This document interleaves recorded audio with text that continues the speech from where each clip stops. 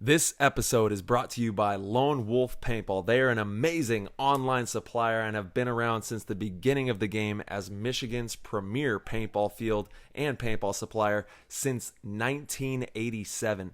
They are rapidly expanding into the online retail space and supplying everything you need to be the best paintball player you can be. They have got it all. Head over to lonewolfpaintball.com and shop all of your favorite brands.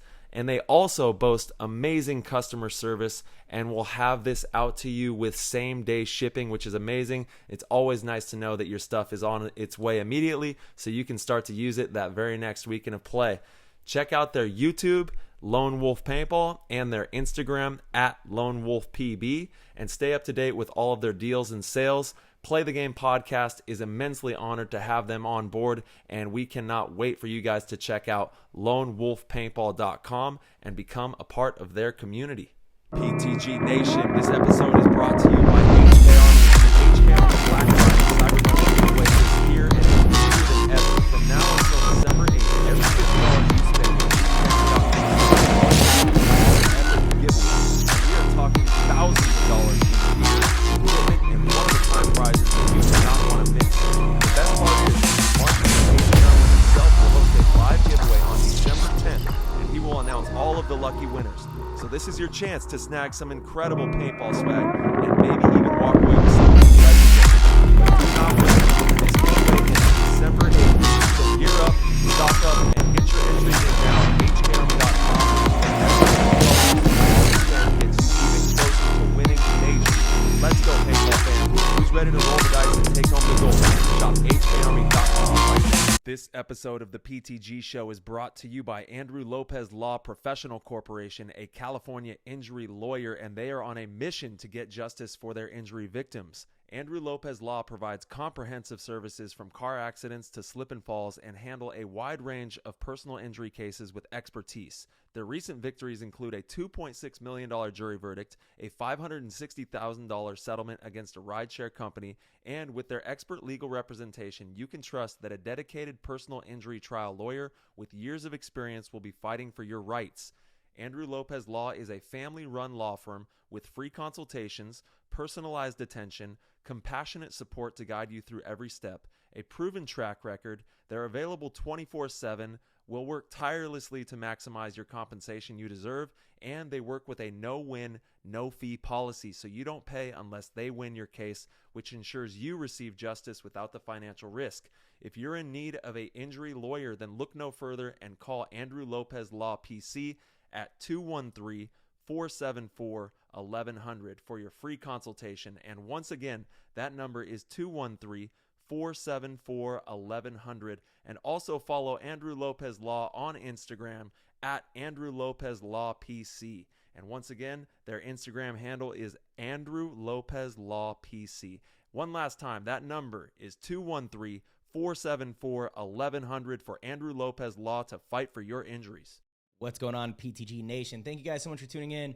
This episode, we have a lot of breaking news, some really insane stuff dropped here by Joey Blute, head coach and GM of Tampa Bay Damage. So this is an episode you're going to want to listen all the way through and definitely not miss. Yeah, that's all I got. So without further ado, we're going to hop in the show. That was an insane inside move by Marcello Margot. Great communication. And the crowd starts chanting Harmon. Great shot by all the guys. So Tyler Harmon saved that game. He came out with 2 wins. Marcello Margot was on fire.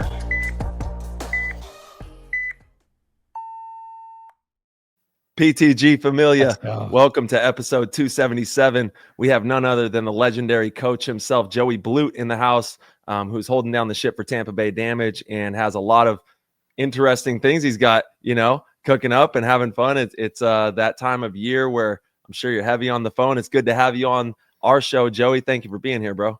Appreciate it. Yeah, it's definitely doing more work now than I do during the season for sure. Like it's been pretty nonstop. Wife going, what are we doing? It's Thanksgiving. I'm like, yeah, I got work to do, woman. Yeah, you got to be by the phone. Stop. Exactly. Stuff's going off. I got like these impact turds went out and started everything fucking 3 weeks early. So now we all got to go out and work extra hard to lock everything down. that's good though, right? Like I feel like it's guess. great that this got done so early. It gave all the teams a ton of time to shake and bake, and it's better than it happening like 3 weeks before the season. No, I agree with that, but I usually like to have like that little. I mean, literally, there was no time. Like there was no rest. It was 1 week, and then it was stuff started happening. I'm like, God damn it! I like to get through Thanksgiving and not have to answer my phone and deal with all the crazy, silly shit that's going to unravel because of the off season. And with you guys doing what you did, it was like, there's usually, again, I told Ty right before we started this, I was like, you didn't give me a chance to get your yearly phone call from me. So just to let the PTG world know, I went ahead and made Ty an offer and he accepted. He will be on Tampa Bay Damage this year. Breaking news. Breaking news. Tyler, is this true? Holy, I'm not leaving the gang. I'm with the gang. Let's go. With the gang. Oh, we got the gang, boys. No, I'm excited for everything. That's 2025 is going to be a very exciting year, and there's a lot going on in the background for everybody that doesn't know out there. There are quite a few teams that are pivoting and moving and acquiring. So we're going to see some really big stuff start to break over the next, I would imagine, week or two. We'll see some pretty big moves happening. Yeah, it worked really well that you guys grabbed Rainey when you did too. We were actually about ready to cut him, so it saved us from having to hurt his feelings. Well, you guys did make a lot of mistakes this last year, so that's fitting that you were going to also cut Rainey. Yeah, I mean, we only won one event, so it was kind of a little bit of a disappointment for us this year. I think we made more Sundays than Dynasty this year, so that was easy. That was easy. That was easy. Last year. And Heat should have had a better year because we didn't knock them out as much this year as we did the previous year. So I was confused by the Heat thing, honestly, this whole year. Yeah, man. 2024 was a crazy season. It was, and the way it ended was even weirder. Like, so proud of those guys, but it's an anomaly. It's never happened before in the history of our sport. The way that 20 years ago it happened, but it hasn't happened in this type of a manner. We haven't seen quite a shakeup like that. I mean, since I can remember, it's been a long time. It's awesome. I'm happy for them. I think it's great for the sport of paintball. I think, as much as I want to be one of the only four teams that ever win, it's good to have somebody else get in there and stir it up. If for no other reason, it puts all of us on check. The one thing that they do better than any other team is they grind. I mean, we grind hard, right? But the amount they grind is just on a whole new level. Sure. So. Well, what's crazy too, Joey, is actually in the season rankings, Paintball, Fit, and Dynasty finished ahead of Tampa Bay Damage. We have Dynasty in 5th, Fit in 6th. It's because you get double points. It's because you get double points at World Cup, and any turd can do better than we did at World Cup. So yeah, Joey, we definitely want to dig into World Cup and what happened there. And obviously hope Keith is okay first and foremost. That's a huge loss. Keith. I mean, tremendous athlete, one of the best players in the game. And his presence not being on the field was obviously felt, but man, this show, we have a ton to unpack, which is amazing, and kind of touching on Fit and what they did, in our previous show, when, it was Rainey, Mouse, Tyler, myself, we were kind of talking about, in my opinion, I thought it was one of the greatest things that happened to pro paintball in a long time, Fit winning World Cup, because it's not like you're winning one of the middle events, which sometimes any team can kind of get hot and win. I don't know that we've ever seen we haven't ever seen a new team come in and win the World Cup. I mean, we have Dynasty back in, it's a different era though, right? Not in like X-Ball, the format that we play now. And it really, in my opinion, it's forcing us back into what professional sports should be, where, for a long time, these top 4 to 6 teams could kind of get away with practicing the 2 weekends before, as long as you're individually like staying sharp and still playing, a few times a month. Like, it was enough to make sure you had the separation, because the newer teams didn't have the experience and IQ to put it together on Sunday. But that's not the case now. And these teams like Fit, Aftermath, these, quote unquote, lower ranked teams. I mean, you can't even call Fit that. Again, you see they're ranked 6 overall, but these lower tier teams are playing together almost every weekend, sometimes during the week. And it's making every single game in the pro division hard.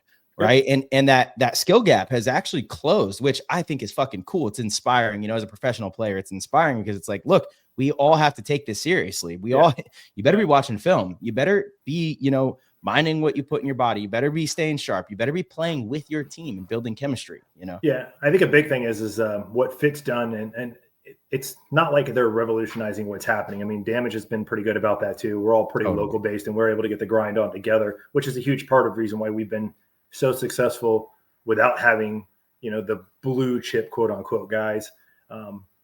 With what we have, it's because we work harder as a team all together. So I think what Fit did, though, is they exposed the new meta in paintball, which is you're going to have to spend more time together, right? Yeah. So the teams that are flying everyone in are going to either have to get a much bigger budget or start going regional a little bit more, which Agreed. you're starting to see. Like you're starting to see a lot of the East Coast guys stop flying to the West Coast and finding East Coast teams so they can get that extra 2 or 3 hours even on a Sunday. That's just a big part of it. I mean, you guys have all flown for practices and before and realize most of the time on a Sunday on the layout, everyone's done by 1:30 at the latest because people are catching flights at 5.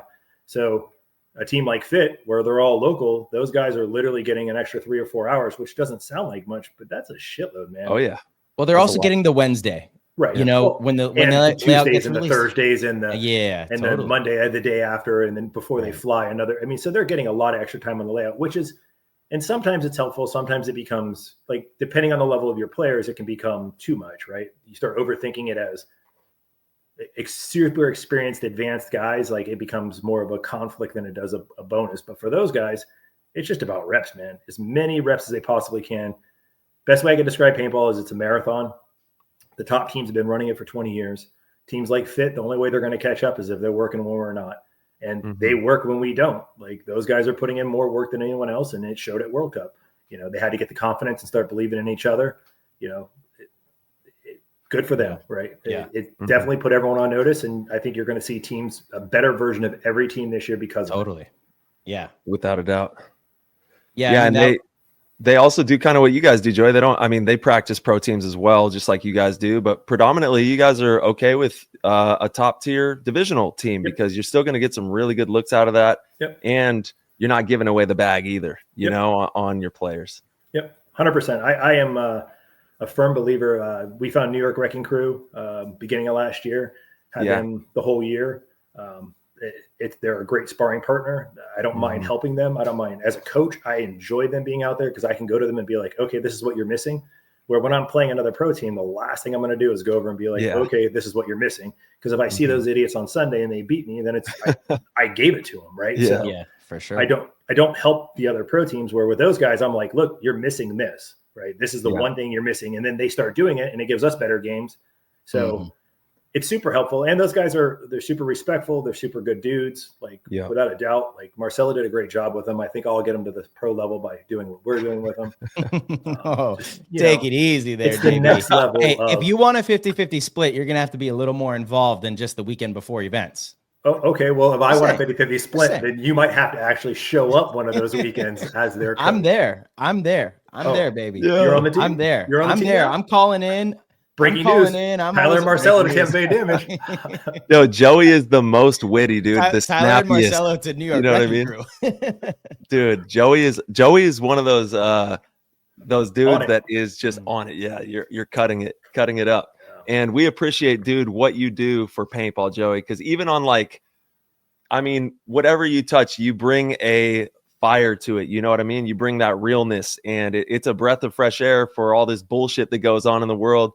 I know that, we see quite a bit of it in paintball, but having even your breakdowns of player analysis and all those things that you do on the live stream and all that is really awesome, man. I come to that conclusion a long time ago that I don't care if someone wants to be my friends or like me. Like I have my friends and I have the people that like me. I'm just going to be me. And that's going to offend some people, but the people that can take it will take it. And I don't make fun of every pro that does something stupid. I only make fun of the pros that I want to see do better when they do dumb stuff. Yeah. And honestly, I consider myself just to be honest, man. There's not enough time for the bullshit. It is what it is. If you, especially at the pro level, if you can't take it at the pro level, if you get offended by that, then you're not going to last anyway. So if I hurt your feelings, I don't really care. So let them know. Let them know right here on PTG, baby. Yeah. I know actually, Joey, you inspired Fit a little bit. I want to jump into this. One of our Discord questions from Verb. I'll just ask this right now, but he said Colt used it as motivation in his pregame speech, and it was where is it? Where is this? Come on, Verb. Oh, in the Discord. If you haven't checked it out, hop in. Shit. There's so many questions in there. You got to surf through the waves of questions. Thank you to everybody who taps in on the Discord and puts your input in. Yeah. Care to touch on the comment from the start of the season that fit style wouldn't work in the pro division? Well, up until World Cup, I was right. I don't know. I mean, they made some Sundays. Go back and check. You could even ask the fit guys. I told them when they were playing semi-pro, when they got knocked down from pro to semi-pro, I said, if you guys keep doing what you're doing, you will be a competitive pro team. But there's a big difference between being a competitive pro team and being a winning pro team. A big difference. So they were a competitive pro team this year until World Cup. Yeah, World Cup, but that's still part of the season. And so if you win World Cup, I don't disagree with you. I don't disagree with you. And they are a winning team now because they've done it. Right. Yeah. So I can't take that from them, and I never would. They played their ass off. They deserve the win they got. They earned that win. They went and took the shit from people. So God bless. Good job. Let's do it again. I also, Joey, maybe you'll agree, but I actually think that they changed their style a little bit too at 100%. World Cup. Yeah, 100%. It wasn't. Yeah, like at World Cup, they were actually really dynamic. I mean, to be down 2-0 against Impact in the finals, minute 10 on the clock, and see them win in that manner, which is like total opposite of them. It actually is kind of Tampa Bay-esque. I'm not going to say I've watched more paintball than anyone in paintball, but I probably watched more paintball than anyone in paintball live and on the Go Sports and stuff, and gone back and watched. If you watch Fit before this event, they were a very reactive team minus Chavez. You control Chavez, you're able to actually beat them fairly easily. And as a good team, right? You can set traps for them and they would fall into the traps. Agreed. They weren't that team here. They weren't that team. Cyrus was playing the middle super good. So well, yeah. They were making a snake consistently. And Chavez was still a threat. Chavez actually backed down a lot, especially when he played us. He wouldn't go past that stupid little W thing against us because we would shoot him if he did, and he knew it. So they were able to transition their game and change their game and be aggressive in places where they're normally not aggressive, where they're normally not attacking in certain spots. Because they changed the way they did it is why they were successful. That shows a great mentality of their team, their coaching, their scouting. Totally. So nothing but respect. Those guys earned that win 100%. I still stick by what I said at the beginning of the year. The beginning of the year, they weren't ready to win, and it showed. They were a competitive team, but they weren't ready to win. Well, and you could argue that it's not the same style that you were talking about in the first place that won. Right. Yeah, their style evolved a little bit. They were more dynamic. They were more like, okay, we're going to dictate how this one goes, and again, Cyrus, I think, was a huge part of that. The middle was a great middle, and he played it phenomenally. It was like hard to read what he was going to do. He did it a little different each time. And honestly, 100%. Like Colt having a home bunker he can gunsling from was a huge part of it. You put a little cake back there again, and that becomes a lot harder for him to stay alive. And he is a excellent player when the game's coming to an end. He's flesh as fuck. He stays alive. He makes the moves he needs to make. But if you put him behind a little cake, it's not the same thing. He can't gun dominate people from a cake. You know what's fucking wild, Joey, is I thought he played that thing really well in Atlantic City too. I was like blown away. I was like, there's no way they're going to have Colt back there. You remember? But he was, and he wasn't as good as he has been the rest of the season. But I was like, man, the dude gets it. He played it. He played it good. He did. He played it good. He played it pretty good. I've been saying that from the beginning. If he could get smaller and keep getting smaller like he has been, he'll be the most dominant 3 in paintball. Because he had to do shit that you guys never had to. Because he is as big as he is, he had to learn how to play behind his gun. He had to be such a good shot that he can survive in behind his gun, right? You guys can now, and you can do it. But his level, if he could get to, well, maybe not Marcello size because he's getting too damn big, but if he could get to Tyler size, like, dude, that's a whole nother level. Like that guy he goes from being a really good, consistent player to holy shit, like just like that. So he beat Malloy in a one-on-one. They don't call that guy the bar for nothing. If you can beat Malloy in a one-on-one, that no, absolutely. I was watching that live, and I was like, damn. I was announcing that game. I was announcing that game. I was up there on top, and I was like, one-on-one, this is it, right? This is their tournament. Like, let's see what he does. And he went out there and he punked him, which honestly, he's the one guy I probably wouldn't want to get in a one-on-one fight with on their team because his gun game is so strong. Right.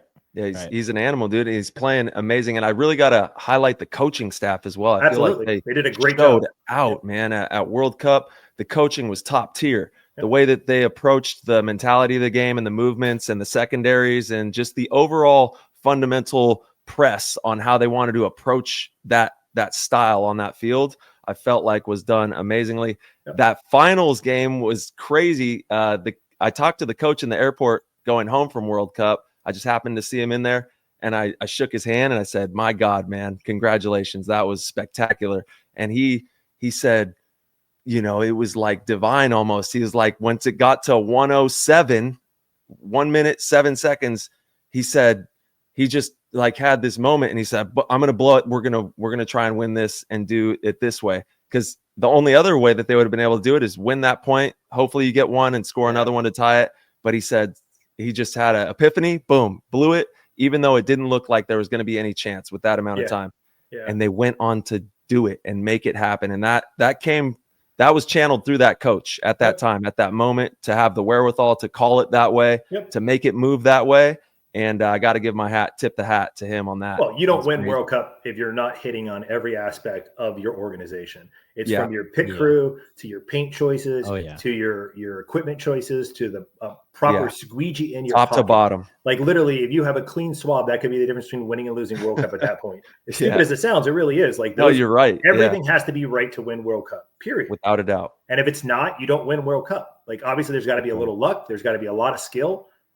It's all part of it, right? That's the only way you win it. Like, anyone that's won World Cup will tell you, like, you don't just go out and win World Cup. You have to have everything right. And they had everything just right. Clicking. Yep. Yeah. Yep. Totally. Yeah. And then it sparked the craziest offseason, like maybe ever. Which is amazing. You idiots did that. You pushed me a week. You made me go 2 weeks early. I would like to have my Thanksgiving. Hey, what was I, yeah, I'm with you on that, Joe. I'm not going to lie. I was pretty relieved to have it done. Honestly, who knows if time would have went on, then you start overthinking things. And then I get on the phone with Tyler and then I can actually have an opportunity to try to steal players. But no, you guys ruined it for me. Dude, yeah, I feel really good about how it went down. And, to be honest, looking at it, I think, obviously people don't like, or people are resistant to change, but from a fan perspective, I think it is really exciting to have a massive shakeup in the league. Like, we need some sort of, things get a little stagnant over time. Things get stagnant when you see the same players in the same situation doing the same thing with the same people at top. So like Fit winning, and now like a massive change, and there's going to be the domino effect from this. And actually, talking before the show, it sounds like you have some news to break too, but there's going to be a massive shift in professional paintball. And I think it's going to be really exciting. And if you really are a fan of paintball, it's going to be cool to watch next season, because there's going to be completely new storylines. And we're at a time right now where there's a lot of people watching. There's a lot of eyes on the game. There's a lot of media. There's a lot of coverage. We're, pitching things to Fox and ESPN and all these, platforms. And so it's a great time to have these exciting storylines. Yeah, I agree. I mean, it's going to be great when, the super team has built an impact and then they still lose the damage. It's going to be an excellent story to tell people, for sure. I mean, you act like Damage isn't building a super team too. Well, I mean, we and what's a super team? Moves. What's a super team? What is that thing? Let's define so as a coach and a GM, there's blue chip players, and then there's A players, B players, C players, D players, so on and so forth. Blue chip players consist of the top, 3 in every position, maybe 2 in every position. Like I'd say actually the top 1 in every position is really your blue chips, right? And then it's your A's and then your B's and whatever. So arguably 4 of you guys were blue chip players, right? And they already had Dalton, who was close to a blue chip player, as long as he stays healthy. If he's healthy, he's a blue chip player all day. Yeah, all day. Honestly, I think Dalton is probably one of the low-key better players that no one really talks about. I agree. A lot of that Undoubtedly. is because he gets injured, right? Like that's truthfully, like he'll miss a half a year, miss 4 events 1 year, you know what I mean? Like, and then he goes out and stunts. So we all know he's there, right? But if he could stay healthy, he's ridiculous. So for sure. You guys have 5 blue chip players, which doesn't happen in paintball. It's just not a thing, right? Like, oh man, we got 11 of them actually, bro. I don't know 5. If you heard. Yeah, you have 5 blue chip. So right now you're talking shit, and I'm being serious, Tyler. Blue chips are the top. What? I'm boosting my team, dog. I'm saying we got 11 blue chips on because then that would be 2 in every position. No, we got 11 of them. I'm telling you.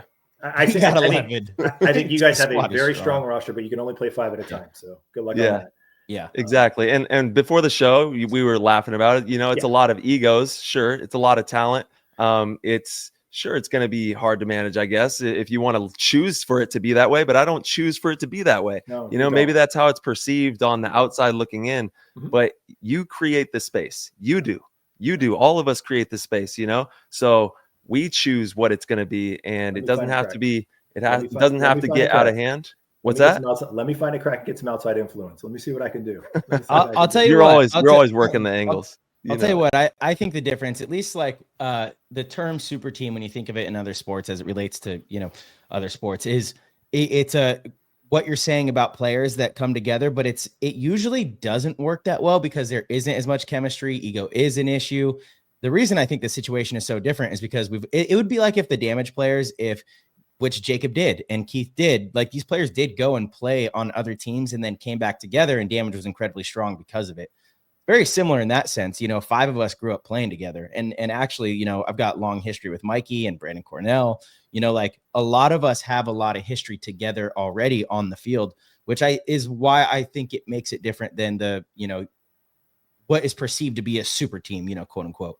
But yeah, whether it's blue chip players or not, that's, if you would like to say that, thank you. Appreciate it. But to me, it's a group of friends that grew up together that, should be able to find a way to make this work. So, I mean, we'll see, but, yeah. I know every off season we go out, we play together, and it just feels right. It feels really good. We have great conversations, and yeah, we have an opportunity here. So yeah, I wish you guys the best until we play you. And then we fuck you up and you guys go, damn, our friends aren't working out too well. Okay. That's what I'm hoping for. That's what I'm hoping for. Of course, that's what you're hoping for. That's what everyone's hoping for. Yeah, 100%. Hey, and if we're not getting it done, there's other motherfuckers on Impact that are going to get it done, period. I know that. Like, again, watching how they played this season, and I've really gained a lot of respect for Dave as a coach, just playing against him over the last few seasons and realizing, like, when we play against them, that motherfucker, he calls almost everything correctly with what we're doing. And I pick up on it throughout the match. I'm like, hey, guys, like, if he says this, let's do that, because he knows what this is. And, sometimes we audible, sometimes we don't, but he's really good at that part of the game, which is impressive. I like that. I can appreciate that, and we practice against them a lot as well. And seeing how the organization is run and Bart, the way he is involved. And I mean, some of his fucking speeches have been motivating to me. I remember there was I think it was Chicago 2 years ago. He had this like insane speech to the team that I saw, and I sent him a message. I was like, yo, Bart, that hit, that was fire, it's exciting. It's an organization that gives a shit, that cares. And, maybe most of the organizations are like that. I don't know. You don't always see it. I wish there was more cameras on every single organization. I wish we got to have like, a Hard Knocks kind of thing on every single organization. I think that'd be really cool. It would create a lot more fans, right? Because actually what I'm talking about right now, like, created a little bit of a fan, if you will. But people don't get to see this stuff. Like, nobody gets to see Damage practice. Nobody knows what it's like over there. I do. I've been able to be there. I'm like, man, it's a great organization. Love everything you guys have going on. But people don't get to see that. So how do you like build up a fan base? Yeah, no, you're not wrong. And Go Sports is trying, but I mean, at the end of the day, there's always the financial limitations to everything we're doing, right? And you got to kind of decide where you want to spend the money and how you want to spend the money. So they've tried this I know they tried this last season, going to a different group every time and filming them at the practices and stuff. We're not ideal for them because from a cost standpoint, it doesn't make any sense because I'm the only pro team there because I don't play other pro teams. Where they go to X Factor, they'll get 3 teams in one whack. So that works well for them on that. And for me, it's not as good. They did one with us this year, I think, which was cool. Yeah, which was cool. And you get to see a little bit, but there's still a lot more to it, right? Like it would take, I think the biggest issue you have is money, right? Like the amount of money it would take to do like what we would need to do to make this blow up. You'd have to be willing to invest, $100 million to eventually make this worth $1 billion. Well, that's where the community comes into play, because if we have videographers at every park that are helping us to highlight this and at least, get some media rolling, and we can share it and get some more traction on it, and maybe, start to grow things organically that way. But you're right, Joey, it would take a tremendous amount of capital to have a team of people flying all over the place, documenting, making these really high quality videos. Yeah, the editing alone would be so much money. So, and so for what we have, I think we're doing a good job. I think the problem is that it's the same problem we always run into paintball and the cycle of paintball. We're like, getting there. We're making progress. Someone throws a bunch of money at something, it doesn't hit, and they go, oh shit, and it always backs back down, and then we have to restart over again. I think we just stay on the path we're on and keep doing what we're doing. Like, it's not going to be an overnight thing. This could take another like 10, 15, 20 years. We could all be coaching or out of paintball before it actually hits where it needs to hit, or the right person sees it to get it hit where it needs to hit. Yeah. So it's just a matter of how long is it going to take, and we just got to keep plugging away at it. Let's not try to turn this into a sprint, though. And that's the problem we always make in paintball. I mean, I've done this cycle since literally the beginning of paintball. Yeah. And it's every time we get close, we decide to try to sprint, we blow our wad, and then we need to take a nap, right? And that's we don't need that, right? Let's just make this last as long as we can, right? For sure, Joey. I mean, we got to, and we're doing a great job. So just staying consistent. And like you said, it could be 30, 40, 50, 60 years. We don't know. But all that we do know is we love this game and we love this sport. And it is a great sport on so many levels. We've seen it change lives all over the world, and it's changed all of our lives, you know? And it is our life. This is like the three of us are probably some of the few people that can say we've done this since we were kids. Like, if I took my paintball friends and my outside of paintball friends and put them in two separate piles, I'd have like 3 in one hand and then 100,000 in the other. For sure. My paintball friends are my friends because this is all I do. This is my life, right? It's been my life since I was 6 years old. Like, this is all I've done. I was in high school and my friends were all 18 to 21 playing paintball, right? Like, I didn't have friends my age because kids my young didn't play paintball, right? Like, it wasn't a thing back then. So, and you guys are in the same boat. Like, your best friends are people that play paintball. They're not people you met at school or, you know, whatever. Like, that's just not a thing. Like, we have acquaintances outside of paintball. We have friends in paintball.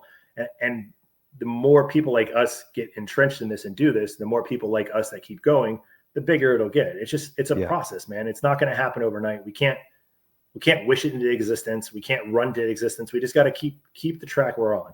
Don't overdo it. Don't underdo it. Just keep pushing. So I love, obviously, the format we play, in my opinion, is perfect, and it's great, and it's fun. It's thrilling.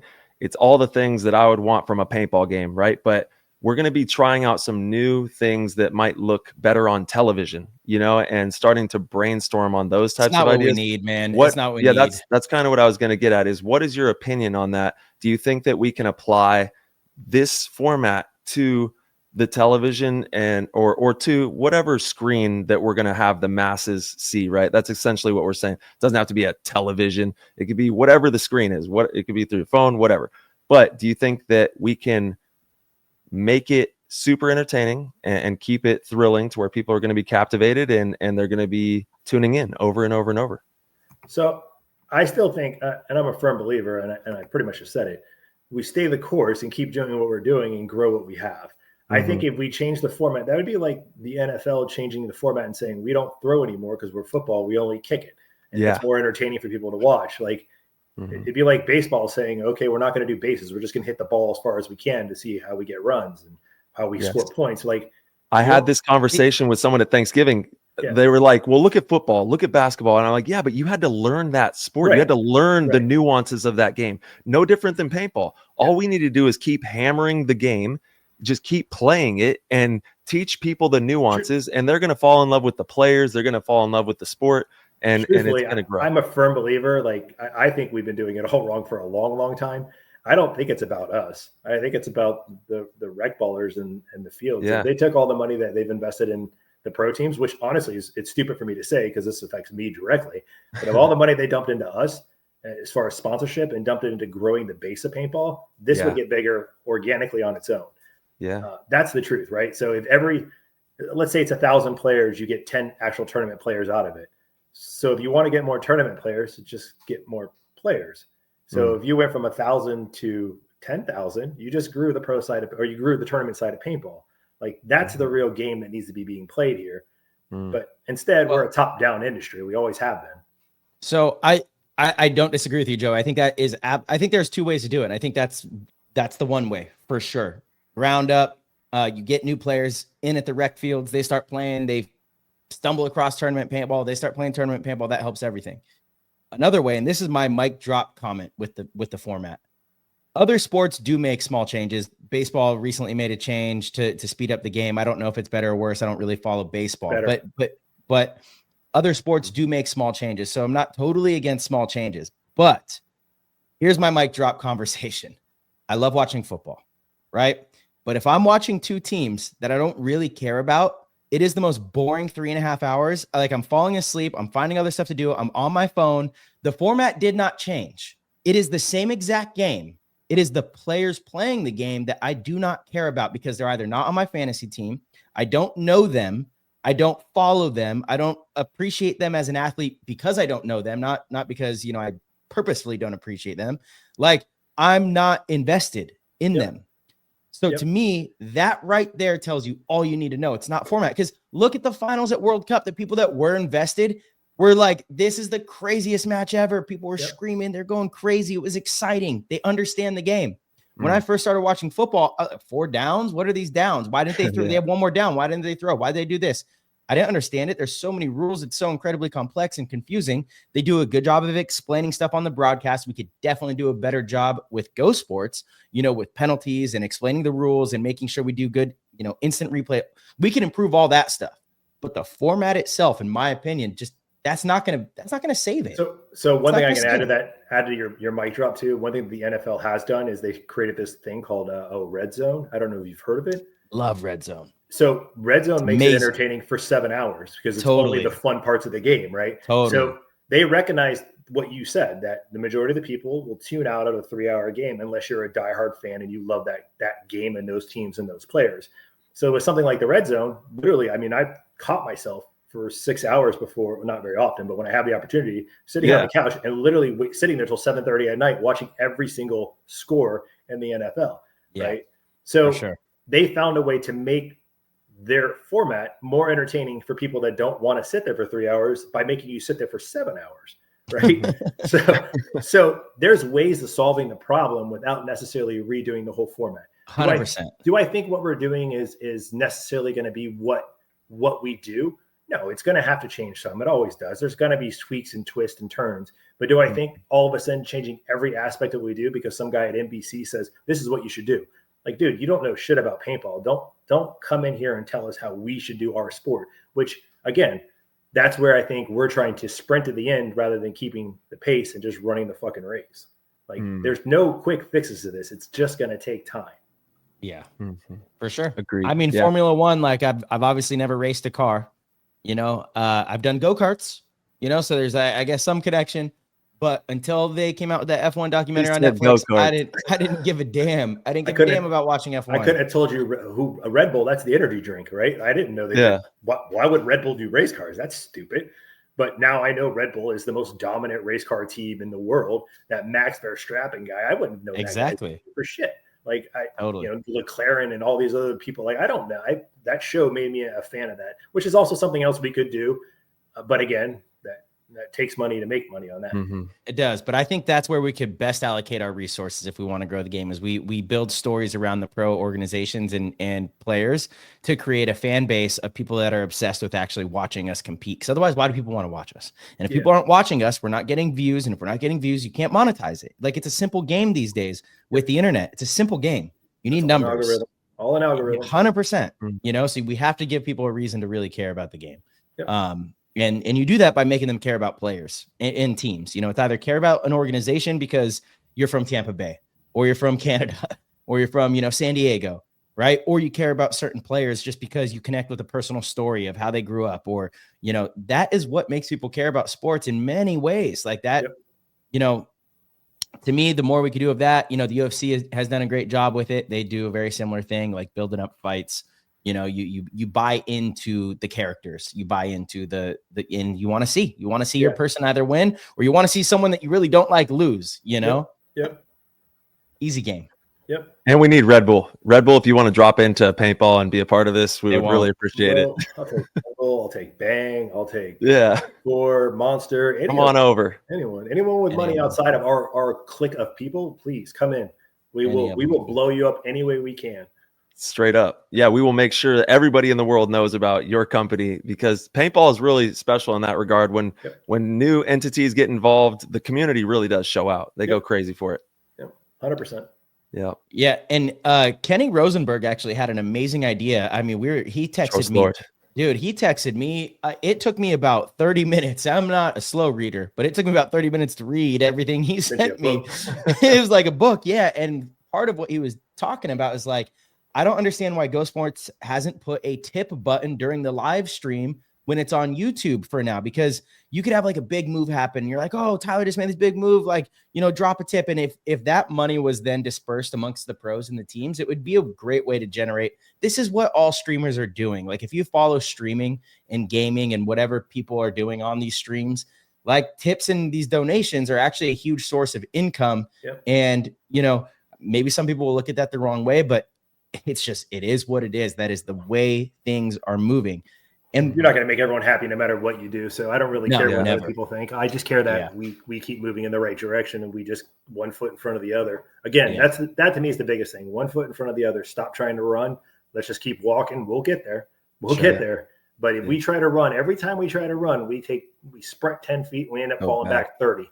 So let's just keep trekking along, keep doing what we're doing.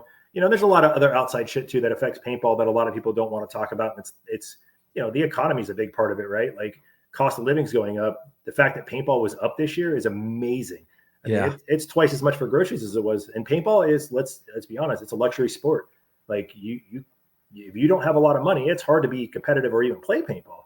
So with that being said, we're going to feel it last because the people who have money are the ones who are playing paintball. But the economy hurts, paintball hurts, right? 2008 was a horrible time for paintball, and we were trying to sprint at the same time, right? Same idea.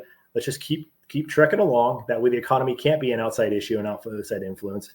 Just keep working at it. If they want to try new formats, cool. Just don't do it at our stuff. Leave our stuff alone. Mm-hmm. If you want to have a one-off thing and fight the top 10 teams, now that gives everyone a reason to be in the top 10 teams. If during that summer break, if you're one of the top 10 teams, we're going to invite you to come try this new format. If you can't make it or afford it, we'll invite number 11, 12, 13, so on and so forth, so we get to 10. They do that, we'll go play whatever you want. I mean, at the end of the day, it's paintball. Like none of us are going to turn down the opportunity to go play paintball and potentially make more money, right? Because let's be honest, as professional paintball players, money is a big factor. None of us are making real professional athlete money. Like some of us are making a decent living, but it's not, we're not retiring on this. Yeah. Like whatever we're making is barely even livable in most cases. Mm-hmm. Yeah. So. No, you're right, Joe. We just got to stay persistent and keep having fun with it, man. Keep the love of the game alive. And yeah, like you said, there's a lot of factors that go into how successful everything is going to be. Yeah. But if we do our part, we can only control what we can control and keep pressing forward with this thing. Yeah. 100%. And then we just had Thanksgiving. Happy Thanksgiving out there to everybody. I hope you all had a great Thanksgiving. Absolutely. Joey, did you have a nice Thanksgiving? I did. We went up to the mountains and hung out and had a good time. Good. And then came home, spent some family time, dealt with phone calls every night. Yeah, phone calls nonstop. I would refuse to talk to anyone until after like 8 p.m. And then I would have my 2-3 hours of phone calls and ignore everyone until 8 p.m. the next day. That's it, brother. And what were these phone calls? What was going on? What were you cooking up, JB? Bro, like I have this off season's been nuts. Mm-hmm. So you want me to go into what we're doing, or you want to ease? Let's break some news. Can I get some like the Sports Center breaking news stuff, or like a little play the music, or something? March. Hold on a second. Don't worry. He's got a whole DJ set right next to him. Give me 1 second. Oh, you can actually. There we go. We got a breaking news banner. Breaking news banner. I don't got the music. Just play some. Hit one of those buttons over there. Not have the Sports Center music. Nope. No, we don't want this. Is it going to be this moment? I hope it's not at that moment. It's not that moment. All right, let's see what you're cooking up. So we've actually been pursuing some players this offseason, and we made it happen. 2025 and 26 for at least the next 2 years, probably beyond. We've locked in Chris Schehr from Dynasty as one of the newest members of Tampa Bay Damage. Damn. Holy shit. What? Yep. Crazy. And we also have locked in the services of CJ Canter, formerly of NYX. Wow. Yeah. It also deserves Congrats, guys. Damn. Yeah. So so far that's where we're at. There could be a couple other pretty big moves that could shake some shit up. They're not finalized yet, and I'm not going to let the cat out of the bag before it's time. Man, Chris Chris Schehr is a massive pickup. You're talking about blue chip players. Yep. I consider him to be a blue chip player. And, I think the pros know, but a lot of fans might not. I know he's always like, nobody knows who I am. I'm like, dude, everyone knows who you are, Chris. You've been dominating with our team for 2 seasons. But a phenomenal teammate and someone that definitely works his ass off. He's at the field every weekend. And it shows up. I remember he reminds me of a younger Brian Smith, where he's going to grind. The pros all know. The rest of the world might not quite know, but I promise you, every pro knows who Brian Smith is, and they don't want to run into him in a snap shooting thing. Like they're looking to not take that risk because he's that good, right? Chris Schehr is the same guy. So yeah, it was funny. The very first tournament you played with us, it was Orlando in 23, and we were playing you guys in the finals on Sunday, and it was first or second point, maybe the second point, I think. And I just remember him getting this huge kill heads up because it was hard to make it wide on that side. I don't know if you remember, you would go to those cans on the Dorito side. And so he went there and we were like down a body. And I just remember him making a huge shot heads up. I'm pretty sure it was against Jacob. It was like a 1 ball and he called the kill. And I remember the timing of it. I was like, oh man, we needed that kill so badly. We were losing on the snake side. We could turn the field over here. And I was like, this is going to work. This is going to work, he's going to be really good for us. Cause it was like a pressure moment, it was a big moment and he got the huge kill and then he made some good moves over there. We won the point. We ended up winning the tournament. And then he had a stellar year, pretty much the rest of the year. And Chris is, he's one of my favorite teammates of all time. That's definitely a big loss for Dynasty. Well, even Revo, when he was with Revo, he was without a doubt. Yeah. So the same year you guys actually landed him, we were making a play for him too. We were definitely actively pursuing him. He chose, and honestly, he probably made the right choice by going to you guys just because he was able to get more spins and actually get to the blue chip level faster. Because with us, I mean, it's our Dorito side is pretty damn strong already. With him, it adds even more versatileness with our guys where we have more depth and more ability. I think he's made all the right moves. He's also like us. He's very blue collar. Like he's got his family, he's got his work. It's paintball we do because we love and we want to be successful at it. Damn. I mean, I assume that it helps being on the East Coast too. I know the flying cross country to the West Coast with the kid has been difficult on him. But never complain, man. Yeah, I just can't say enough good things about Chris, to be completely honest. As a teammate, he was one of my favorites. Yeah, super. That's good, a solid pickup, man. And him and Jacob developed some chemistry over with Team USA. They feasted on that side together. I think that was that's a combo was very helpful because I mean, honestly, unlike a lot of other teams, our team is very you're with us or you're not, right? There's no in between, sure. Right? Yeah. Like we're nice to people. We'll have conversations with people, but we're definitely not minus Keith. We're not a bubbly group that people approach. Right. We're kind of all just quiet, keep to ourselves and do our fucking jobs and leave. Yeah. Right. That's kind of who we are. So it was for him. I'm sure that first time around, he was like, oh, these Dynasty guys are way nicer. Let's try that out and whatever. And then now he got to play with Jake. And I think once he played with Jake, he's like, oh, he's not nearly the asshole I thought he was. He's just an asshole when I play against him, which that's kind of what you want, right? Like I want everyone to hate my guys when we're playing against you. I want you to think absolutely. That, it's not going to be fun, right? You're going to have to grind and work. It's going to be hard. Like that's what everyone should be striving for, right? I don't want to be your friend. Like you're my competition. I want to beat you. I want to destroy you. We can shake hands afterwards and be cool afterwards, but while we're playing, nah, bro. No, we're not friends. So that's right. We live that. So I think once he played with him, he's like, oh no, he's not that. He's actually a really cool dude who's really good at paintball. So the two of them together is definitely going to be something I'm looking forward to seeing. Yeah, Jake is the man, dude. Combo. What a great guy. And I mean, like you said, on the field, just there's a switch that you got to flip in your head, and he fully flips that switch and goes into it. Straight serial killer. Oh yeah, he's a psychopath. 100%. In the best way. Best way. Yeah. 100%. I remember, Chris had those conversations when he's like, dude, I don't know if Jacob and I are going to be cool on Team USA. I'm like, bro, I promise you guys are going to be cool. Cause I knew Jake, I'm like, you guys are going to be just fine. It's just, he's a competitor, and it's a different type of competition. Like he's a OG type competitor where it's like, you're not my friend when we're competing. It just is what it is. I'm out here trying to win and you're in my way. And then afterwards he's like, dude, Jacob and I are friends. I mean, Chris is he's the funniest guy. You guys, you're going to have a blast with him. He's so hilarious. I love, Yeah. But with that, also, I don't want to brush over CJ. I think CJ Nope. Canter is also a massive, massive pickup. Yep. He was just like always steady and alive and a rock and makes good, timely decisions, makes good moves on the field, did a great job with NYX. I mean, the team underperformed greatly, but I felt like almost every time you watch, you just see CJ as like one of the last guys alive, almost pulling something off, not totally able to do it. And it's like, it was almost, a bummer. It's like, oh man, and he loves to overshoot people. So, so he fits in great. He'll fill the rainy role that we're missing. It's perfect.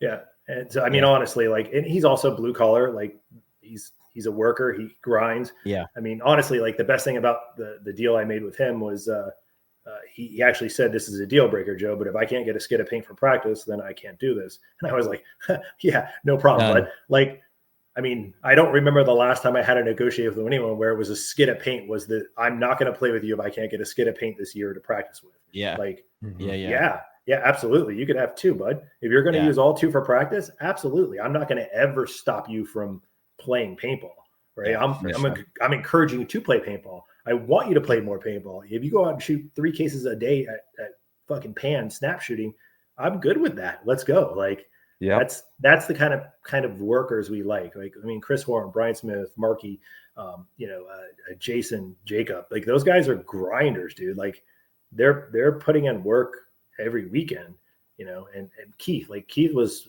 up until World Cup. He was 3 times a week. Like he was out there drilling nonstop. How is Keith? Can we talk about that? What do we have an update on his injury? I mean, obviously, him not being available at Cup hurt tremendously. I mean, Keith. Yeah, so he went out on the first 2 points he played. That snake, that side of the field was pretty jacked up. There was that giant hole on that snake side. And when he dove in, he went down, and you could watch the replay. You'll see where his knee goes down. Yeah. And he bounces out of that hole. And it jammed his knee really hard. First, we were like, let's see how it goes. He went and played the next point, and it just kept getting stiffer and stiffer and stiffer, started to swell. So we ended up, he went and got an MRI, the whole 9, ultrasound, x-rays, all that stuff. He has a strained ACL and a strained PCL, which there's not much you can do about it except rehab it. Yeah. The bad part is he actually did an x-ray on his hand, and he had a fracture in his thumb that he did 2 years ago. He's been playing with a fractured thumb for 2 years. He ever fixed that? Yeah, he's going to get fixed now. Yeah. So he's getting that fixed now, and then he's rehabbing the knee. He's doing all the stuff, all the PT stuff, all the work, the knees over toes, all that stuff. Yeah. So Swear by it.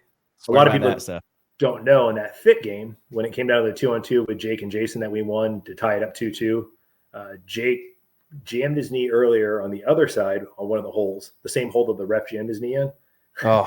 So he was running to get the last guy, and then he put on the brakes, and when he did, he hit that hole, and he ended up having PCL, MCL, ACL, all sprains. Oh. So he's rehabbing too. So we ended up finishing that match down arguably 2 of the best guys in paintball, 2 of our best guys for sure.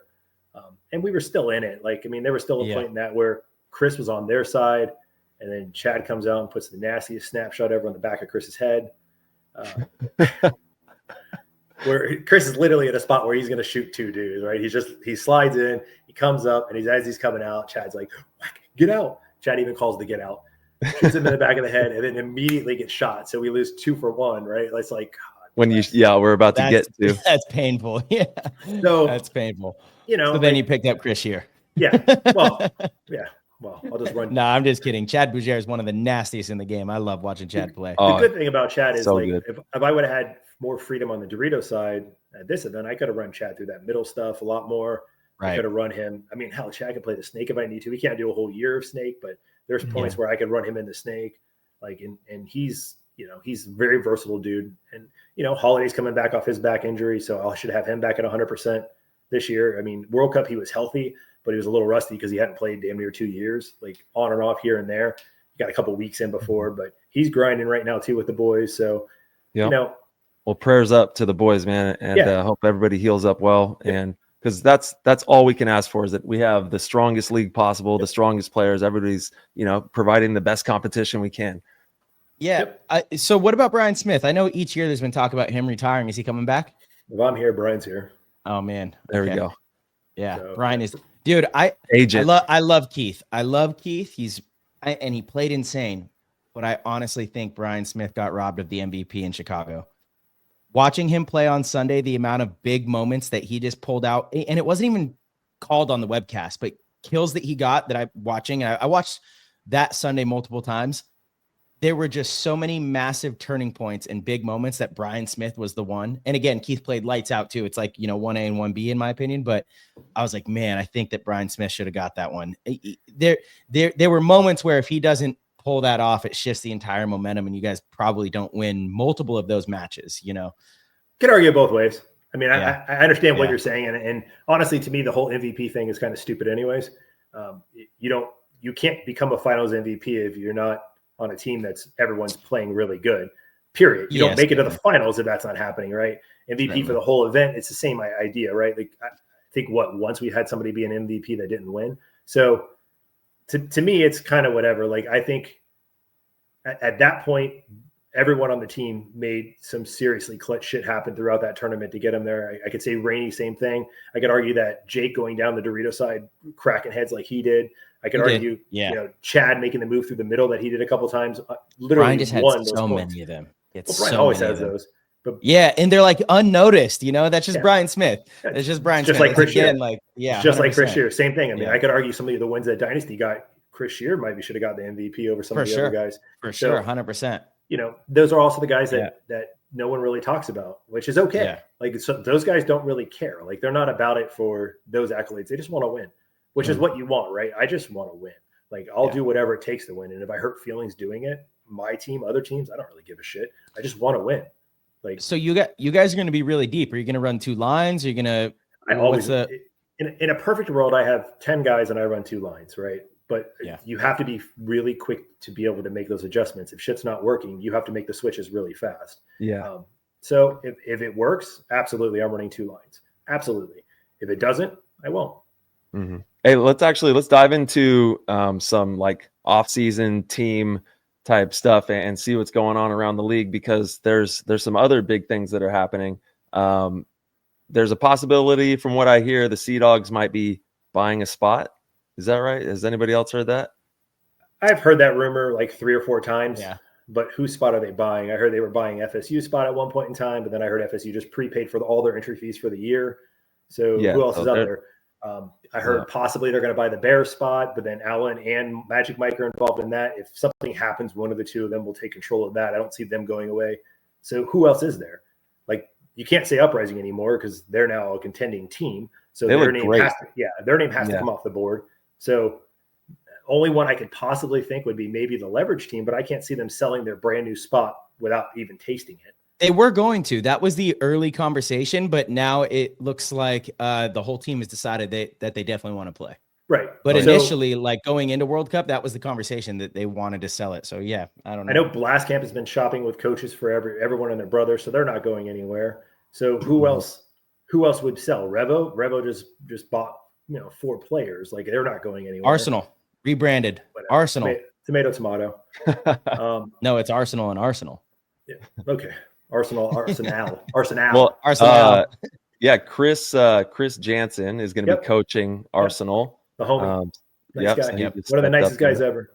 Yeah. Great dude. And then Trevor Reeser and Zach Geiger just went over to Infamous, so they'll bolster that camp and help them out over there. Yeah. What do you think that does for Infamous? Like, if we're giving grades, let's kind of go through all the teams. You're the guy to do it. You want me to grade this? Yeah, exactly. I want you to, Oh, okay. So put me out there like that. That's cool. No, you don't have to grade it. You don't have to grade it. My shotgun out. I'm just going to start fucking shooting people in the head now. Let me tell them about the rabbits. So no, I think don't get Joey on and not have some controversy. I think the Infamous moves is you're adding more of the same, but you're deeper now. So, I think that they're a better version of themselves, but they're still a mid-tier team. Always upper mid. One of those they're just always going to be a hard out. Like, you're not going to get an easy win off them. They're going to make Sunday at least twice, 3 times. So I think they're improved, but are they improved enough to take a top spot? I don't know. There's still guys from all over the place, so they're only going to be able to play together the 2 weeks. Like, they're not going to be able to grind together like Fit, so that's a huge disadvantage for them. A lot of them are still from the cold parts of the country, so first event's going to be even rougher for them. because they're just not going to get as much grind time. And they don't. Their off season is literally an off season because they can't play because it's frozen. So unless they go to indoor, but you guys know as well as I do, indoor it's retarded football. It's not real. Yeah. So yeah, I don't see that them becoming a contender from it. I think they're better, but yeah, they're not a consistent contender. They'll have moments for sure. Yeah. I think Trevor's been playing some really good paintball lately. And Geiger had a pretty good season too, actually. I agree. I agree with both of those. I think Trevor, if he gets more spins, I think he'll get better again. Yeah. I think on impact, it was one of those things where even with what they had last year, they were so deep that he's been on that team for 7 years now. Man, has it been that long? It's been a while, dude. It was before he went a little bit. He went on that team before I left. Wow. Yeah. That's a long time. And I've been back for 5 years. So this last year was tough because I think Nick LaBall really took the next step and he played some just stellar, pretty much mistake-free paintball this year. Yeah. And they kind of play a similar role. So I think that had a lot to do with it. But yeah, so I think him getting more reps, more spins, but then who do they sit? They also had some injuries this year. So I think they're better, but I don't necessarily, again, I don't think they're going to be taking the top spot. Sure.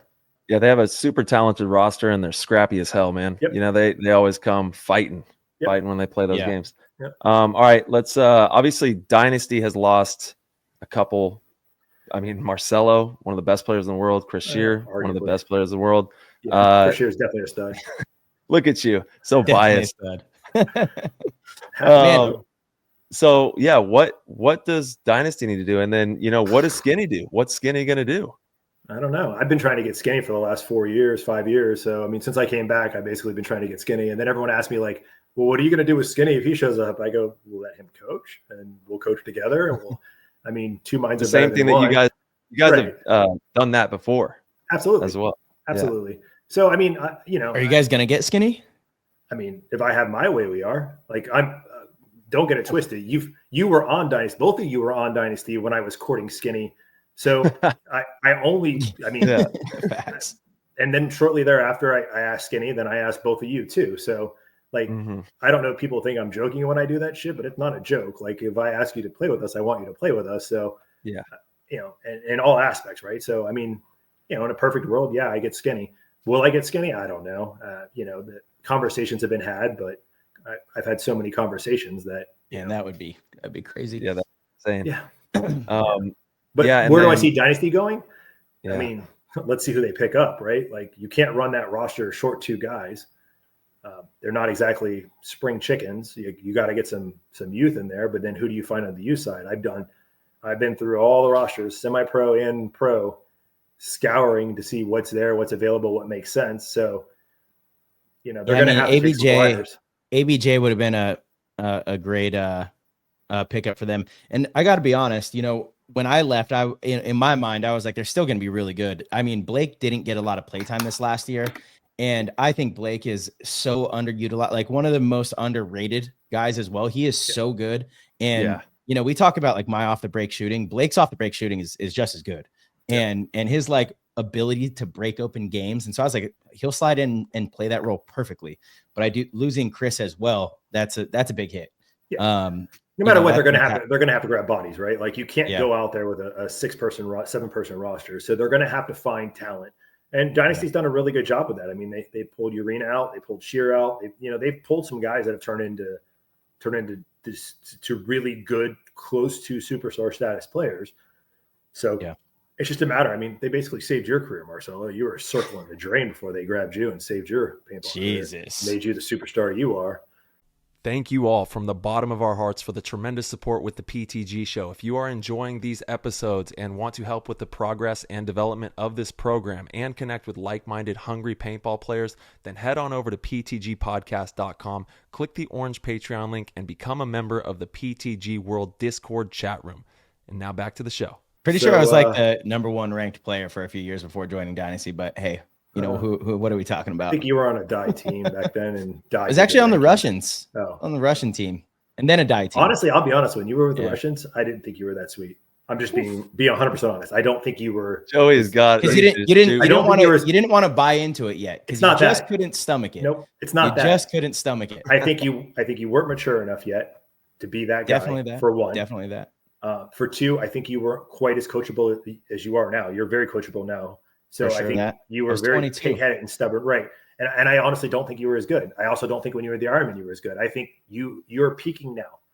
No doubt. So, I would never say that I was as good then as I am now. So but without everyone, a doubt, I think I definitely would say that better. Ryan Greenspan, Alex Frazier, and Yosh turned you into the player you are. You were okay at best before that, like easy. Okay. Easy. Well, that's what they believe. So, I guess we'll find out. I mean, if they pull the next Marcello out of a hat, then look how good they are. We will see. Yeah. So. I mean, we all know they're going to make some type of a pivot. I'm curious to see exactly, what's going to happen here. I just don't know what's left. I mean, they're so late to the party. Like they're literally waiting for the normal offseason starting time to start doing their offseason stuff. Where, you guys push us a month ahead, right? And I've heard a lot of the names out there and where they're going already. Like they already have committed offers with people, committed deals. So what's left? Like, in the same breath though, that roster is just I mean, I know that, you could say they're a little bit older, but damn, man, some of the most talented players ever to play this sport are still on that roster. Yeah. And the wisdom, the experience, the well, let's talk about retirement too, though, right? Like I heard Archie's not going to be the same guy this year, whether he plays at all or plays less. Talking about retirement, his name's come up in retirement for the last 4 years, right? And I heard this was his last year. I heard last year was his last year. I heard he may only play 2 or 3 events this year. So they lose him too, even if it's only for 2 or 3 events. Like that's huge. You just don't replace that. You don't replace a Marcello. You don't replace him. You're going to have a hard time replacing a Schehr. I don't know. I thought it'd be pretty easy to replace me. They'll teach the next one. Well, it's going to take time. Easy game. What did it take them? Like 7 years for you to be the guy you are? Easy game. Dude, you need to go back and watch some paintball. I don't think you watch the way you say you do. I don't think you watch the way. Don't be so sensitive, bro. You're so sensitive. Just so disrespectful this morning. Just rub your bicep. Just rub your bicep. I don't have time. Rub your bicep. You'll feel better. I got better shit to do with my day. Put some sleeves on, for God's sakes. Jesus. I'm going to the gym after this, and I'm going to be thinking about you the whole time in there. Then Damage is now on the hit list. Please, for the love of God. Yeah. But trust me, when Rainey gets walked off, remember it's Rainey, not you. Dude, that's. It's going to be a fun season. Long hair. Make sure he still has the long hair or wears the stupid beanie so we can pick him out of the group. Oh, it's long. The beanie's on. The beanie's going to be on. Just make sure no one else is wearing the same color because I don't want anyone else getting bonus. It's just for Rainey. Dude, Rainey's a dog. He loves that fight. He loves that fight. That's the boy. Yeah. And all right, let's see. Let's talk about X Factor for a second. There hasn't really been any big news coming out of that camp. They retained Axel, right? They got him this year. Hold on. Actually, that brings up a great conversation because I heard Tauntauns were trying to play in the U.S. Well, if they lose Axel, that's huge. Yeah, for sure. I know they were trying to make plays for a couple players too. That didn't work out. Tyler Herman. So with that being said, I don't know. Last time I talked to Brand, he's pretty happy with his roster and he's going to try to make it work. So I think the Tauntaun thing, if they come over, they have to play semi-pro though. No, they want to buy a spot. They were one of the teams that was highly in contention for buying a spot, I guess. I would lean towards that not being a thing based on the fact that I don't think any teams want to sell. Yeah. I don't know. I guess I would be really surprised if that did happen, but you never know. It could. If they keep Axel and they keep the rest of their team together and everyone's healthy and they're good, they're always going to be, they're in that A category where they should catch a W somewhere. Right. Or be in contention for a W. Mm-hmm. Oh, without a doubt. They're nasty roster. And once again, they have the fields where a majority of the players all play together. Yep. So they're getting that quality time together. And they have just a amazing ownership and structure to that organization. So definitely expect big things out of them for the 2025 season. And let's talk about Russia. Is Russian Legion going to make moves or possibly lose a player, or you think they're going to stay the same? So I don't think they're going to lose anyone based off of some moves that I've heard have tried to happen that haven't happened. Mm-hmm. I've also heard that they've reached out to almost every single pro player in paintball right now. It doesn't matter where they're at on people's depth charts. They're trying to create a second line, I guess, is what I'm hearing. Offering. I heard they offered big money to a couple of your 4 I know they went after a couple of ours. They've gone after a couple of others. So I know they're trying to make moves, but their commitment level is a little bit different than even ours. Like all of ours are, we'll go out and grind on a Sunday. They want like 6 weeks in a row type stuff. Like they want stuff that's like what we all wish we could do sports wise. Like if you're paying for that, then you can. I just don't know paying for that. I don't not think though. Yeah, I don't think they're paying that kind of money that it would take to do that. So I don't know. I mean, I know they're trying to make moves. If they just have their 5 again, though, they're a contender, right? No doubt. Like depending on the layout, depending on their prep, depending on their paint, depending on their guns, like definitely. I called that fit game with them, and I watched Justin not get a paintball out of his gun. I even said it on the broadcast, like, "Oh, this has got to be real frustrating for Justin," because he was just smashing paint like the whole time. He'd swab it, bring it back up, and you would just watch it flame through again. And I was just like, I mean, like, come on, dude. Like you can't be competitive doing that. So, and I don't know what the issue was, right? I don't know if it was paint gun. They didn't store the paint right. They could have just pitted it wrong, right? So, but if things go right and things go their way, they're 5 guys. It could be any 5 guys in paintball, 100%. Yep. Yeah, the GI paint was really, really brittle at World Cup. We were breaking a little bit of paint too. I think they shot HK there. I think the Russians are HK. Oh, they did. Yeah, you're right. So that's interesting because the paint was shooting really good for us at World Cups. I don't know what. I'm pretty sure the Heat HK paint is a little different than the Russian HK paint. Yeah, I don't know. Interesting. Oh shit! Did I just pull a layer off? My bad. Speaking of, dude, it's war. There's wars at the paint truck sometimes. You know how that goes. Speaking of Houston Heat, Joey, what do you think they do? We haven't heard anything from them. Who's on their team? They got to replace Connor and Tyler for sure. Right. I don't know what they're going to do with the rest of their roster. There was rumors that Sarge was going to blow it up if they had a bad World Cup. I don't know if they consider what they did good. So it was not good. No. But if he blows it up now, what does he do? Right? Like he can't chase the blue chips. The big. I mean, I really hope that doesn't happen, man, because that guy is.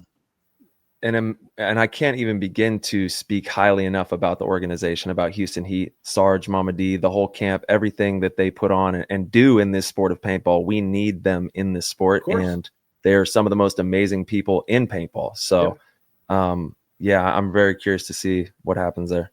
I've heard some names that they're going after, which is some of the reasons why I think Dynasty is going to struggle too. Like this is a bad time to need players. Especially if you're late to the party, right? Because I know the guys that were a little late, are making their moves. So then the guys that are really late, now they're going to have an even harder time filling the holes.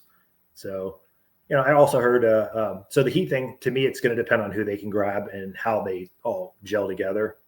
That's going to be a big part of that. I did hear some, obviously this is just some random stuff, but I hear some of the issues were communication between staff and players and getting stuff right on that aspect. So, does Ryan Smith want to coach again? If he does he have a different approach to some of these guys to be able to bridge the gap that was there? Because there was obviously some kind of gap between their coaching / pit side stuff and their on the field stuff. And you could just tell like things didn't seem right with you guys last year. It seemed like you guys were running into walls that you didn't normally run into. It was just Sunday morning, every time Sunday morning, we weren't able to get past that game. That's that connection, but that's that connection I was talking about, right? It doesn't matter how good the players are if the pit and the staff part aren't on the same page to make it all work to get those wins, right? Sunday it's not just the players. It's every part of the puzzle has to start to fit together. So, that's like what you said in the beginning of the show. Right. You got to be hitting on all cylinders. So there's something that wasn't connecting, right? There was little timing issues in that engine, right? Something's not right. So they have to figure that part out, I think, before they can really even address the player part of it. But they have to address the player part of it. So they have a lot of work in front of them. I think they're a good enough team, even with the players that are left, that they're still going to be contending every event. Hell yeah. There's rumors circulating of Fedorov and Mishka going back to Red Legion. I personally don't see that happening. Have you? Yeah, I heard it. Right. I heard some rumors that if not one, possibly both. I could see one, but I can't see both. Yeah, correct. I can see Mishka, not Fedorov. I don't know if you're on going to the Russians. No, go. Yeah. No, I see it the other way. Really? See, man. Tyler, how do you? I'm not gonna air anything like out. you did, Joey. Yeah. I'm not gonna air anything out, but I You thought don't there have to. was. I You thought don't there have was. to. Yeah. He was in I the thought camp. there's no way. He was in the camp, and he sees it the same way I do. Yeah. Mishka is still an excellent player and a great team player, and he'll fill any role and be that guy. Fedorov is 100 or a 0. Either he's winning you the tournament, sure. or he is. For sure.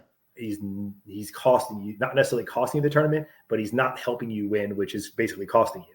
Like you either are making positive gains or you're losing gains, and a 0 is a loss. So I don't like 0s or 100s.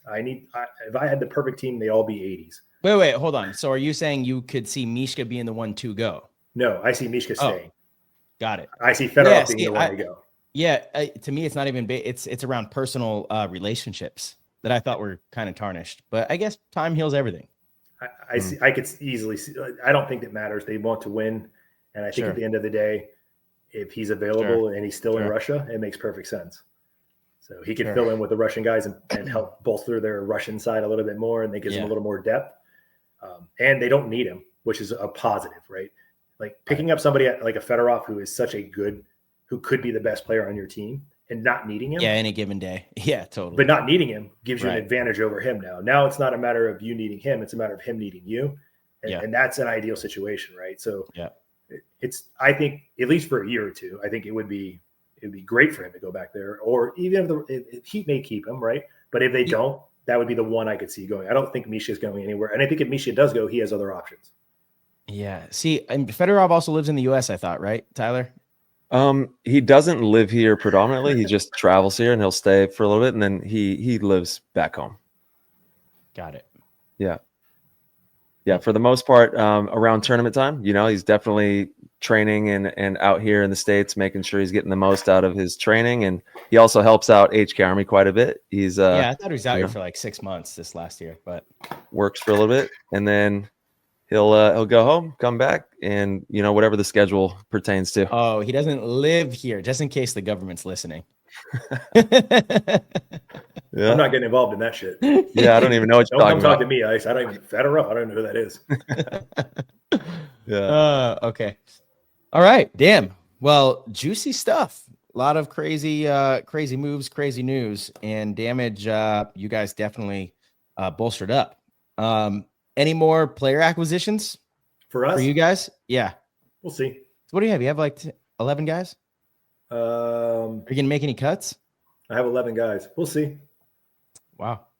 There we go. You heard that it kind of first. stuff. Listen, man, until you you don't put the cart in front of the horse. You don't cut until you acquire.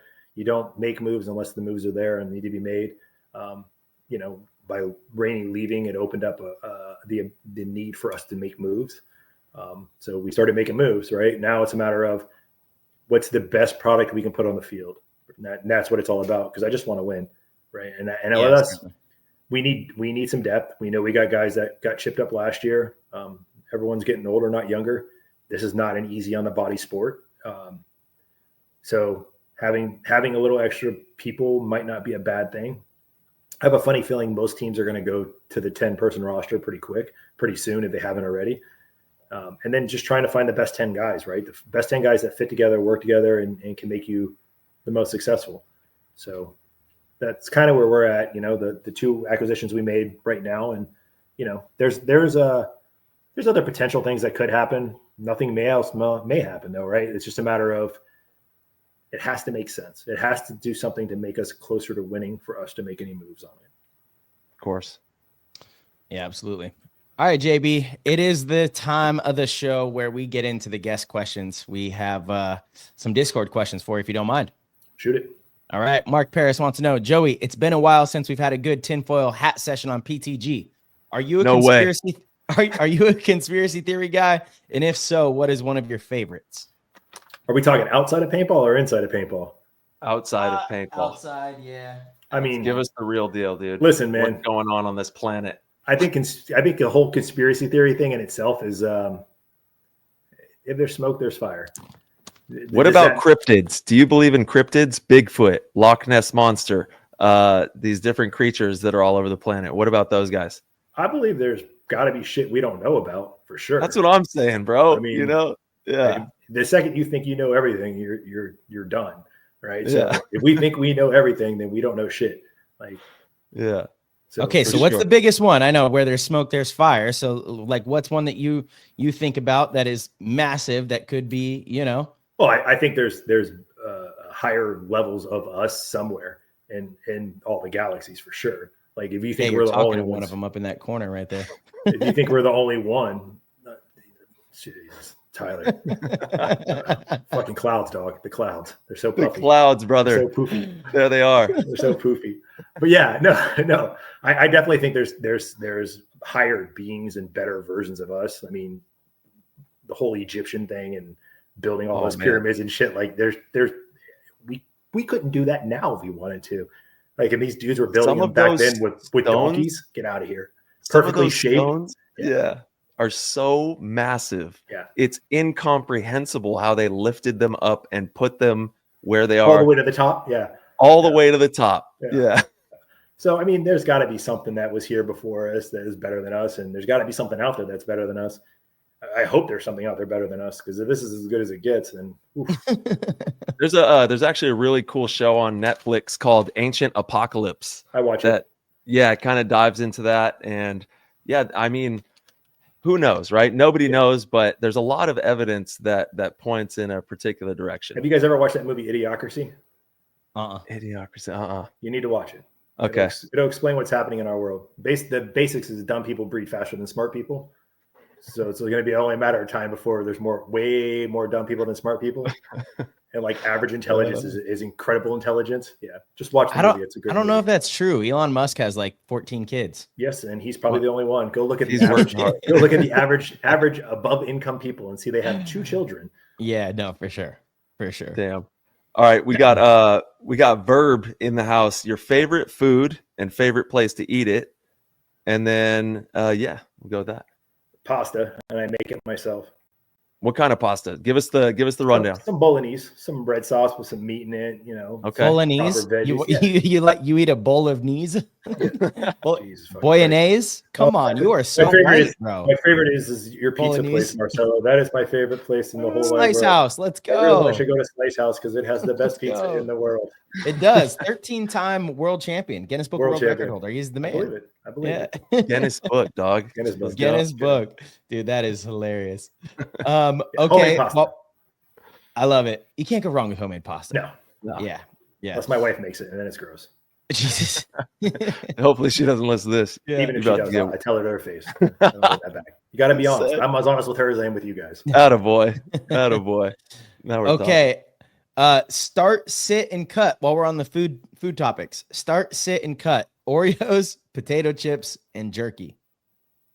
I'm starting jerky. I'm cutting potato chips, and I'm sitting Oreos. I think it's appropriate. You can't have 2 savory items. You know, you need one sweet. And I like, there's some really good potato chips out there, but I cannot eat potato chips ever again and be okay though. Yeah. I could also not eat Oreos ever again and be okay, but they are pretty damn good every so often. Yeah, it's sometimes food, right? It's on the bench. Yeah, it's on the bench for sure. That's a good one, Zinger. Let's go. Nice.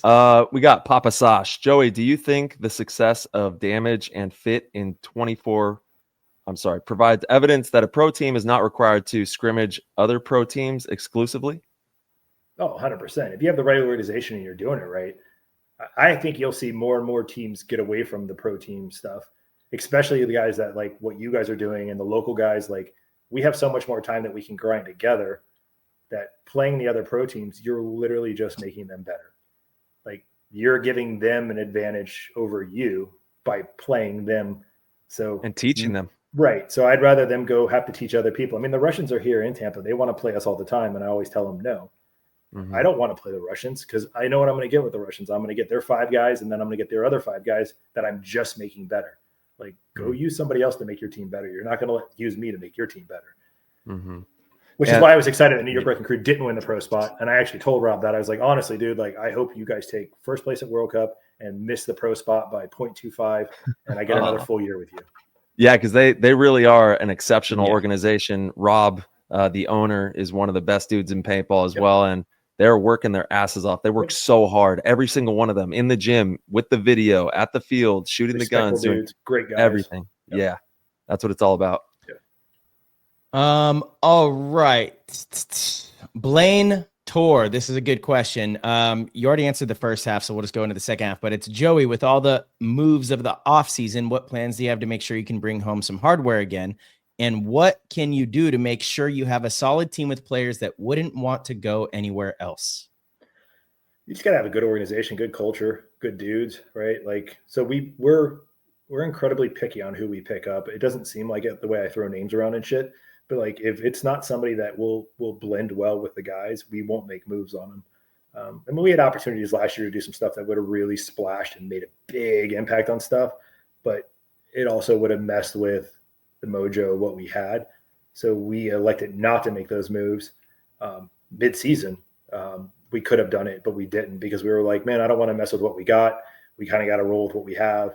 So it's more of a making it so it's a good fit for everyone that's there, so they don't want to leave and they're happy. And then when you bring people in, you have to bring the right people in. It can't just be somebody because they're good. It has to be somebody that fits the mold of the team. I mean, we're a very blue collar team. Like, all the guys have families, jobs. Like, it's family first and then paintball. Where some other teams, it's paintball before everything. So, you know, you can't have a lot of paintball before everything's with a bunch of family first guys, because then that creates issues too. Yeah, man. The culture has to be on point. That's the glue. That's the glue of it all. I got a question personally. What's one of your favorite moments you've ever had in your coaching career? You've been coaching for a very long time. Maybe a couple of your favorite moments over your career. So honestly, the most fun I ever had coaching in paintball was in 2018 with Mutiny. Mutiny. It was honestly like the most fun, because it was a team that was 15th place before I got there. And we made the finals at every event, or the semifinals at every event. We won 2 events, including World Cup. It was the year that Aftermath was there, AHSBIZ was there, that Image team was there. I mean, it was a fairly well stacked version of semi-pro. And it was a bunch of guys that literally were 15th place the year before that we went, missed the pro spot by 0.25.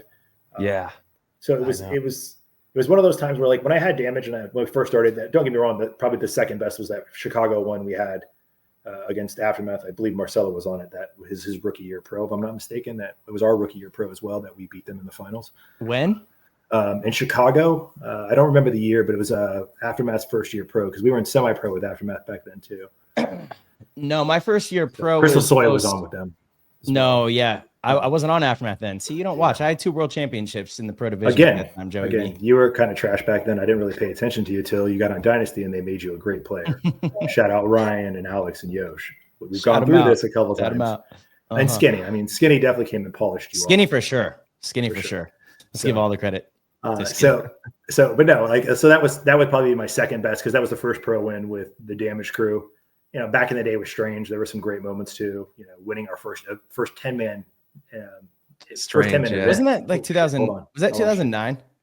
Oh, my thing just timed out. Oh, you're good. We still got the audio. Yep. There you go.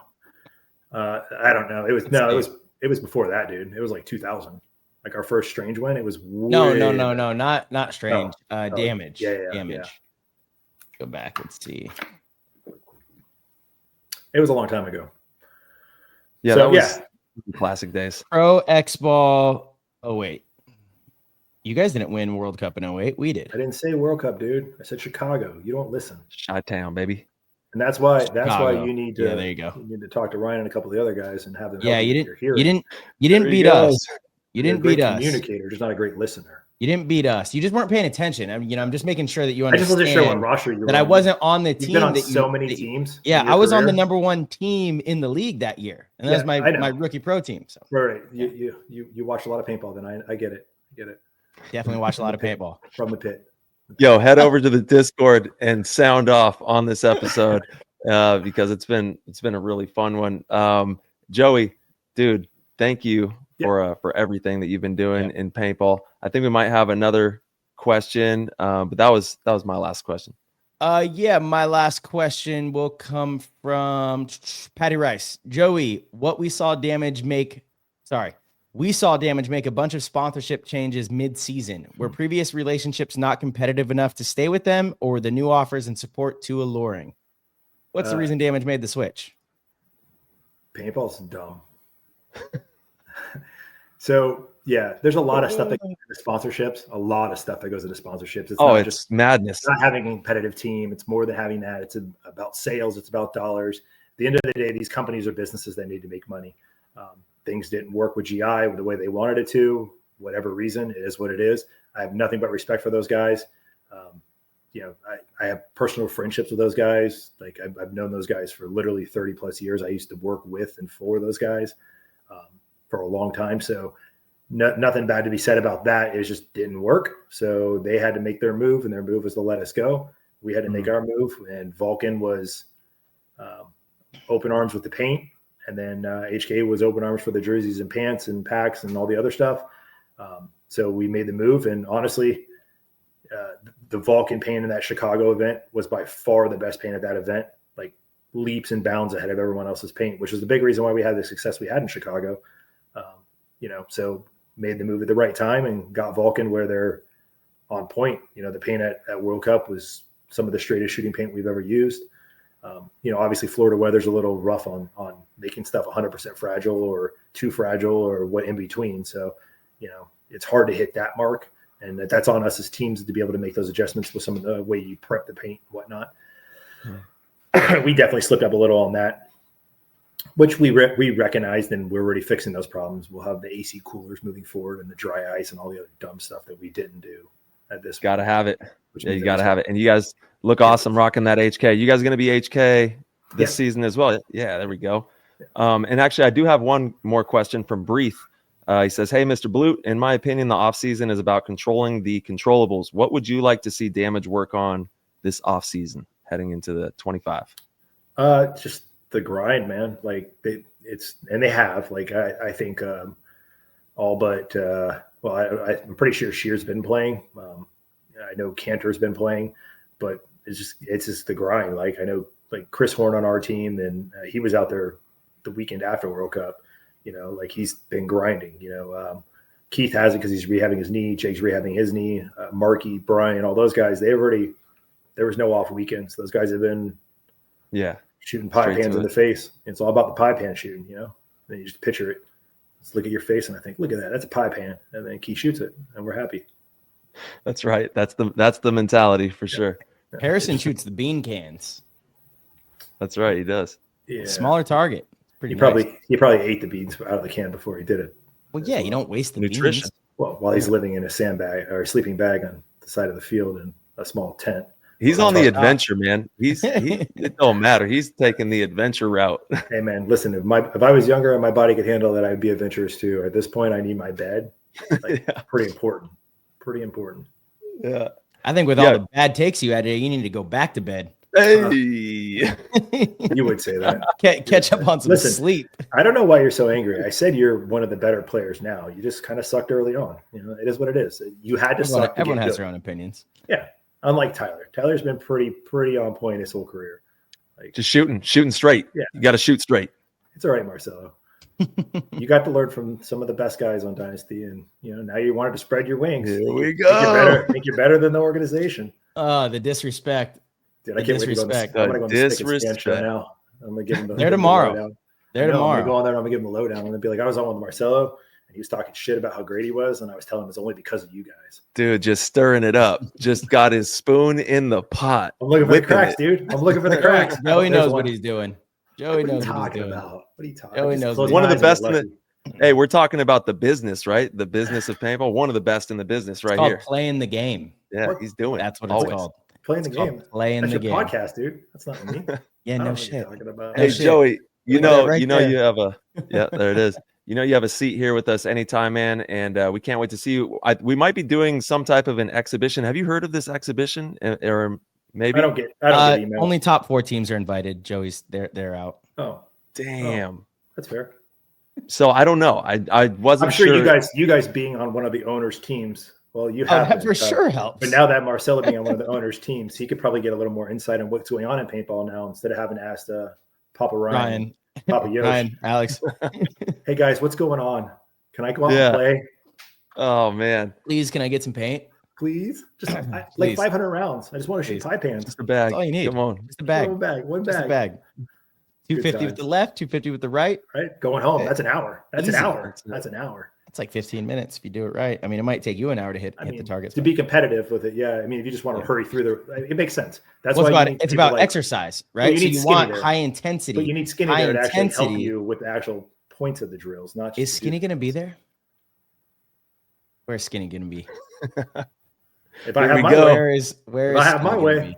Yeah. Yo, Joey, do you know what Discord is? Just gonna ask you that. I'm on Discord. Perfect. Will you join our community? Yeah, we asked you this last time. Yeah, and you guys never sent me an invite or called me again. You guys only call me when you need me or want me for something. Usually it's like radio silence. And then Marcello's like, hey, you want to come on the podcast? We couldn't get anyone else worth a shit, so we want to bring you on. Nah, get out of here. I'll send you the text, Tyler. I'll send you the text. We need you in the chat. Like the top 6 coaches of the season weren't available, so we went with the 7th. That's fair. That's fair. That's fair. Shots fired everywhere. All fair. It's all fair. It's all fair. You know, it is what it is. I expect that from someone who's still trying to make their way to the top. Still working at it. We can't wait to see the bickering will continue. Always everybody. working at it. And if you haven't already, go to the website, ptgpodcast.com. Go to Patreon. Join the Discord. It's one of the best spaces in paintball. And Joey, we're going to send you the link right after we get off this. So thank you once again for stopping by and everything that you're doing in the game. And good luck to you and the Damage boys. Shout out to the dogs that are healing up. I hope they heal up well, and we can't wait to see everybody soon. Cool. Thanks, JB. Appreciate it, brother. Yeah, no worries, guys. All right, everybody. Thank you guys so much for tuning in and listening. If you enjoyed the show, please head over to ptgpaintball.com. Click the orange Patreon link in the corner and support the show. We greatly appreciate it. We have tiers as low as $1.99 a month. That is nothing, guys. And it'll give you access to the Discord, where you get access to the players chat and get to mingle with the entire PTG community. We have tons of different pros in there. Tyler and myself are very active, and it's an amazing way to support the show. We also have amazing other tiers. If you want to be one of the best, want to be a GOAT, sign up for the GOAT tier. It's the greatest way to support us. And each month we do a private live stream show, one-on-one kind of thing, to where it's just the GOATs, and Tyler, myself, will bring in some special guests every now and then, but you get to ask us questions in real time, live, on the air, and you get lots of inside juicy news that we don't share on the show. So, as always, we will see you guys very soon.